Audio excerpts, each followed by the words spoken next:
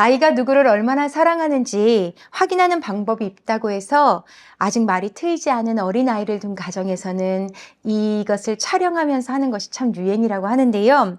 아이 무릎에 어른 머리를 대고 살짝 눕는 겁니다. 엄마가 눕는 경우에는 아이가 막 한박 웃음을 지으면서 소리를 깍깍 지르면서 엄마한테 뽀뽀를 막 합니다. 이 모습을 본 아빠도 너무 설레는 마음으로 이제 아이의 무릎에 머리를 살짝 이렇게 두는 것이죠. 그럼 아이가 발길질을 하면서 얼굴을 막 때립니다. 그러면 아빠가 좀 서운한 모습으로 이렇게 일어나는 그런 영상들이 요즘에 많이 보여지는데요. 왜냐하면 아이가 모든 필요가 생겼을 때, 그리고 또 뭔가를 요청할 때 다 엄마로부터 그것을 많이 공급받고 있기 때문이죠. 그러니 자신과 더 많은 시간을 보낸 엄마와의 친밀감이 더 높을 것이며, 또 엄마에 대한 의존도와 사랑도 더 높을 것입니다. 이처럼 우리 안에 있는 이러한 사랑의 마음은 이렇게 마음속에만 머물지 않고 우리의 행동으로 기울어져 나타나게 되죠. 그리고 결국 이 사랑의 마음은 누구를 예배하는가를 결정하게 된다는 사실입니다. 그리하여 오늘 히브리서 13장 이 마지막 장에서는 돈을 사랑하지 말라 말해주면서 우리가 무엇을 예배하고 있고 또 우리가 진정으로 보호자를 누구로 삼고 있는지 점검하라고 말합니다. 우리의 전능한 보호자시오, 또한 우리에게 모든 것을 주시는 하나님만을 우리 온 마음과 온 힘을 다해 예배하며 사랑하며 살기를 축복합니다. 자, 우리가 하나님만 사랑할 수 있는 이유, 첫 번째는 하나님은 우리에게 복 주기 원하시는 분입니다. 5절을 우리 다시 한번 읽도록 하겠습니다. 시작. 돈을 사랑하지 말고 있는 바를 족한 줄로 알라. 그가 친히 말씀하시기를 내가 결코 너희를 버리지 아니하고 너희를 떠나지 아니하리라 하셨느니라. 하나님은 돈을 지금 죄로 여기고 계시는 걸까요? 그렇지 않습니다. 하나님이 부어주시는 복에는 재물의 복도 포함이 되죠. 아브라함과 야곱, 또 다윗과 솔로몬만 보아도 하나님이 허락해 주신 그 재물의 복은 차고도 넘쳤고 가득 부어주신다는 사실을 우리가 알 수 있습니다. 하지만 하나님이 주신 복은 재물만 있는 것은 아니죠. 하나님이 우리에게 주신 복은 셀 수 없이 많습니다. 특별히 네 가지로 구분해 본다면 관계적인 복, 영적인 복, 그리고 정서적인 복과 삶의 복으로 우리를 날마다 채워주신다는 사실을 알 수 있게 됩니다. 먼저 관계적인 복은 무엇일까요? 하나님께서는 우리를 단순히 피조물로 여겨주심이 아니라 하나님의 형상으로 지어주셨고 또 하나님의 백성으로 맞아주시며 하나님의 자녀로 삼아주신 은혜를 말하는 겁니다. 복은 관계에서부터 시작되기 때문입니다. 하나님께서 우리를 사랑하시는 그것으로 시작하여 우리를 향한 계획과 하나님의 마음을 우리에게 다 알게 하시기 위해 우리와 약속의 관계를 맺어주신다는 거죠. 그리고 하나님의 그 열심으로 이 약속을 이루실 뿐만 아니라 또한 우리가 그 약속 가운데 하나님을 또 순종으로 따르며 바라며 우리가 그 삶으로 하나님을 드러내며 예배하며 살기를 하나님은 기대하신다는 사실입니다. 이렇게 끊어지지 않는 이 관계가 바로 우리가 하나님께로부터 받은 참된 복임을 알 수 있습니다. 그리고 두 번째, 영적인 복은 하나님께서 우리를 끝없이 도우시는 방법입니다. 우리에게 허락하신 이 이름답게 살아가도록 부어주시는 선물인 것이지요. 하나님의 뜻을 따라 살도록 빛된 말씀을 주시지요. 또 우리를 살리기 위해서 예수 그리스도를 통해 구원을 주셨습니다. 그리고 우리의 믿음이 더욱 굳세어져 늘 승리하며 살아갈 수 있도록 성령님의 도우심을 허락하십니다. 이것이 바로 하나님이 우리에게 주시는 영적인 복인 것입니다. 하나님의 말씀, 구원, 이 성령의 복은 다 하나님이 주신 은혜라는 사실이지요. 그리고 세 번째 정서적인 복은 연약한 우리를 위로하시고 회복하시고 세우시는 하나님의 따뜻한 손길인데요. 우리가 부르짖을 때 하나님 들으시지요. 또한 응답해 주실 뿐만 아니라 우리 안에 있는 그 깊은 근심과 두려움을 다 거두어내 주시고 긍휼과 평강으로 채워주시는 하나님의 복을 우리는 누리며 살고 있습니다. 그렇게 하나님은 우리의 삶의 보호자로, 인도자로, 공급자로 늘 복된 동행을 하여 주시는데요. 하나님은 졸지도 주무시지도 않고 우리의 그 오른편에 그늘이 되셔서 낮의 해와 밤의 달도 우리를 해치 못하도록 보호하실 뿐만 아니라 또 사망의 음침한 골짜기를 다닐 때에도 해를 당하지 않도록 지팡이와 막대기로 안위하시는 분입니다. 그리고 우리의 필요를 다 아시고 우리의 쓸 것을 채우시는 분이 바로 하나님이십니다. 이처럼 우리 삶은 하나님으로 그 하나님의 복으로 가득 차 있다는 사실입니다. 날마다 부어주시는 이 헤아릴 수 없는 복을 날마다 누리며 우리가 하루하루 살고 있는 것이지요. 하나님이 시작하지 않으시면 우리 삶에 이 복은 주어지지 않습니다. 그리고 무엇보다 하나님 그분이 바로 우리가 누리는 가장 큰 복이라는 사실을 하나님은 날마다 우리에게 이렇게 알려주고 있습니다. 그럼에도 너무나도 안타깝게 하나님이 이 허락하신 복, 하나님이 우리와 함께 하시는 이 은혜를 우리가 만족하지 못할 때가 참 많지요. 그리하여 돈을 사랑하지 말라라는 이 말은 하나님이 돈 자체, 재물 자체를 잘못되었다고 말씀하시는 것이 아니라 하나님이 주신 복을 부족하게 여기며 더 달라 말하는 우리의 탐욕이 바로 죄가 된다라는 이야기고, 또 모든 것을 주시는 하나님을 뒤로 한 채 우리 손에 있는 것을 더 사랑하고 의지하는 이 배반의 마음이 바로 죄라는 것을 우리에게 다시 일깨워 주고 있습니다. 만족하지 않는 마음은 탐심이 되고 탐심은 곧 우상 숭배가 된다고 하였습니다. 그리고 하나님을 섬기지 않는 자에게는 하나님께서 축복의 손길을 거두신다고 하셨지요. 그러니 우리가 진정 하나님을 예배하고 있는지 점검할 때 기억해야 할 두 번째는 하나님은 우리가 다른 것을 섬기는 것을 원치 않으시는 분이라는 겁니다. 돈을 사랑하는 마음은 무엇일까요? 돈에 눈과 마음이 끌리게 되는 것이죠. 돈과 친밀한 관계를 맺고 돈에게 나를 맡기는 겁니다. 하나님의 자리에 돈을 대신하여 이것이 나를 채울 수 있다고 믿고 의지하는 것입니다.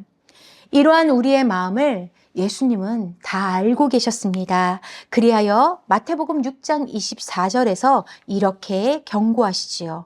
한 사람이 두 주인을 섬기지 못할 것이니 혹 이를 미워하고 저를 사랑하거나 혹 이를 중히 여기고 저를 경히 여김이라. 너희가 하나님과 재물을 겸하여 섬기지 못하느니라. 또한 디모데전서 6장 10절에서도 바울은 이렇게 말합니다. 돈을 사랑함이 일만하게 뿌리가 되나니 이것을 탐내는 자들은 미혹을 받아 믿음에서 떠나 많은 근심으로써 자기를 찔렀도다 말해줍니다.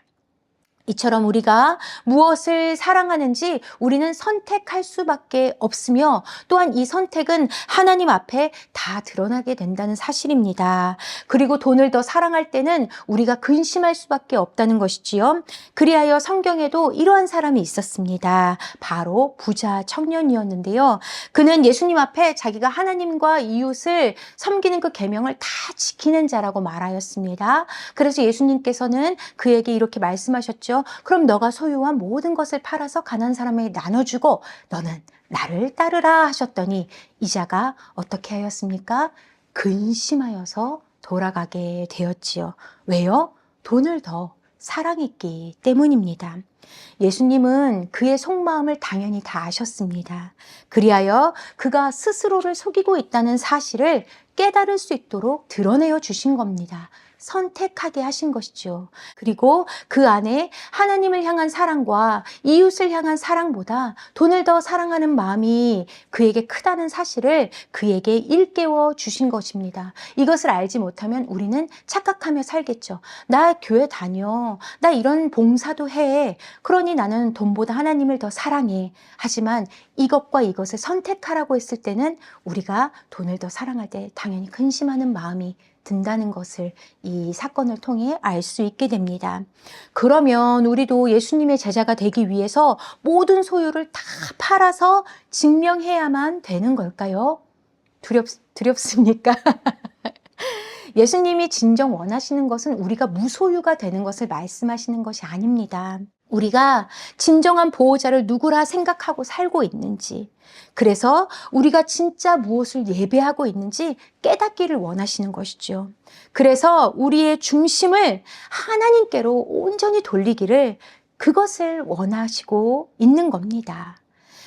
그리하여 예수님을 섬기며 복음을 위해 헌신하는 자들 중에는 아리마대의 요셉 같은 사람은 부자라고 성경도 말해줍니다. 그는 지위가 또한 높았기 때문에 예수님의 시신을 가져다가 장례도 준비할 수 있었던 것이고, 또 자색옷감 장사 루디아 또한 부유한 사업가였기에 그의 영향력을 하나님 나라를 위해 사용할 수 있었던 것이죠. 그러니 우리는 이 돈을 다 포기해야 하는가, 어떻게 해야 하는가 라는 마음으로 근심하기 보다는 예수님이 지금 우리에게 무엇을 묻고 계시는가에 집중하기를 원합니다. 예수님은 오늘 우리에게 이렇게 물으십니다. 너가 누리는 모든 삶이 진실로 하나님으로부터 주어졌다는 선물인 것을 너는 믿니? 그러면 하나님이 너의 삶의 주인이라는 사실에 너는 감사하고 있니? 하나님의 아들인 나 예수 그리스도를 선택하는 것이 너가 가진 모든 것보다 더 존귀하다는 사실을 너는 신뢰하니? 라고 물으실 때에 하나님은 이것에 대한 우리 답변과 우리 중심에 귀를 기울이고 계신다는 사실입니다. 우리가 이러한 주님의 물음에 불편함이 아니라 아멘으로, 감사함으로 화답하려면 우리는 다음 사실을 반드시 기억해야 합니다. 바로 세 번째, 하나님은 우리에게 모든 것을 주시는 분입니다. 우리 6절을 함께 읽도록 하겠습니다. 그러므로 우리가 담대히 말하되 주는 나를 돕는 이시니 내가 무서워하지 아니하겠노라.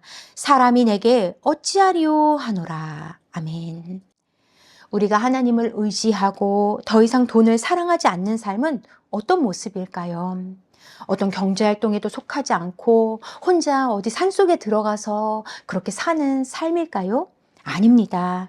잠언에는 현숙한 여인이 등장하는데요. 얼마나 열심히 사는지 모릅니다. 물건을 만들어 유통하고요. 또 그것에 이윤을 내서 밭도 사서 가꿉니다. 장사가 잘 되니 밤에도 불을 끄지 않고 허리를 동여매고 너무나도 부지런히 일합니다.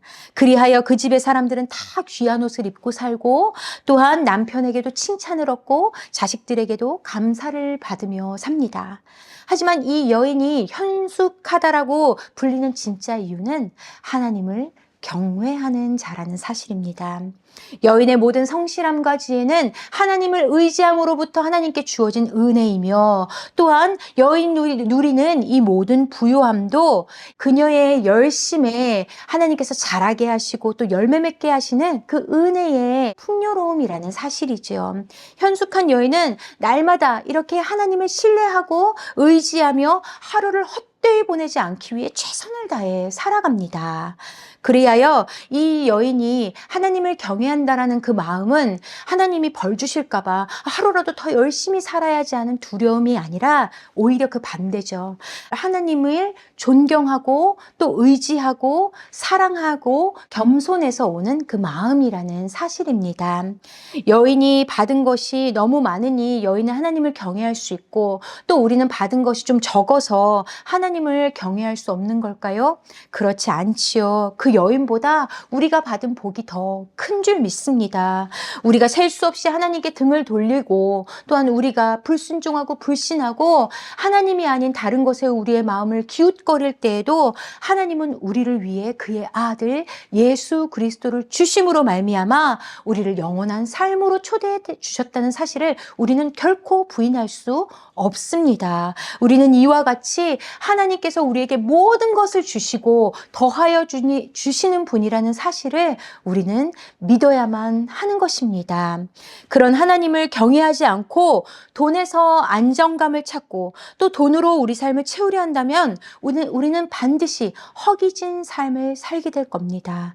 왜냐하면 나를 더 사랑하시는 하나님의 사랑이 우리의 심령을 채우지 않는다면 다른 무엇이 우리를 채울 수 있겠습니까? 돈은 우리가 잘 사용해야 하는 도구일 뿐 우리를 사랑하거나 우리의 생명을 책임지지 않는다는 사실을 반드시 기억하시기 바랍니다. 물론 하나님을 경외하며 살아갈 때에도 우리가 때때로는 경제적인 어려움을 맞이할 수도 있습니다. 그리고 이 안정되지 않는 상황들을 맞이할 때는 우리가 아무리 하나님을 바라본 때에도 막막함이 오는 것이 현실이고 두려움도 찾아옵니다. 그리고 그때는 하나님이 우리에게 가르쳐 주신 기도, 그 일용할 양식의 기도가 감사로 받아들여지기보다는 왜 그렇게 부요한 창고의 기도를 할 수 있게 해주지 않으시고 이렇게 일용할 양식의 기도를 우리에게 허락하셨을까라는 막막함도 오지요. 그런데 우리가 기억해야 할 것은 우리가 예수 그리스도라는 선물을 받고도 우리는 또 다른 것을 원하는 자라는 사실입니다. 하나님 이거 너무 잘 아시지요? 하나님이 우리에게 모든 것을 주셔도 우리는 만족하지 않는 자라는 것을 하나님이 너무 잘 아시기 때문에 이 일용할 양식의 기도가 얼마나 귀한지 우리에게 다시 생각하게 하시는 겁니다. 또한 두 번째는 우리의 삶의 정착지가 이곳이 아니라는 것을 알려주시는 겁니다. 우리가 만약에 이 지나가는 길에 결핍이 없다면 우리는 이곳이 좋사오니 하고 이곳에 머무르려고 하겠지요. 그런데 우리 예수님께서 우리에게 일용할 양식의 기도를 주심은 이곳이 정착지가 아니다. 너희가 갈 길 끝을 바라보라. 그리고 그 길 끝에서 항상 우리를 도우시고 채우시는 하나님을 끝까지 바라보라고 이렇게 알려주시는 또한 은혜의 기도라는 사실을 깨닫게 됩니다. 그리고 우리가 이 인생길을 지날 때 우리가 어느 곳에 있을지라도 우리를 향한 하나님의 사랑이 변함없이 깊고 크다라는 사실입니다. 그리고 이 일용할 양식은 내일도 그치지 않는 영원한 약속의 양식이며 하나님은 우리를 끝까지 날마다의 그 귀한 양식으로 채우신다는 아름다운 약속이라는 사실이지요. 그러니 하나님의 영원한 나라에 들어가기까지 우리가 내 손과 또 남의 손에 있는 것들에 매이지 않기를 원합니다. 우리가 하나님이 주시는 모든 것에 감사하며 만족하며 최선을 다해 살아갈 때 우리가 간구하는 것보다 더 좋은 것으로, 더 귀한 것으로, 또한 더 기쁨의 상급으로 우리를 채우실 하나님을 온전히 의지하기를 주님의 이름으로 축복합니다. 우리 한 번 더 돈을 사랑하지 맙시다. 그리고 우리에게 복 주시기 원하시고 또한 우리가 다른 것을 하나님 외에 다른 것을 섬기지 않기를 원하시며 또한 우리에게 모든 것을 주시고 더하시기를 원하시는 그 하나님 안에서 그 큰 만족의 복을 날마다 누리며 사시기를 주님의 이름으로 축복합니다. 아멘.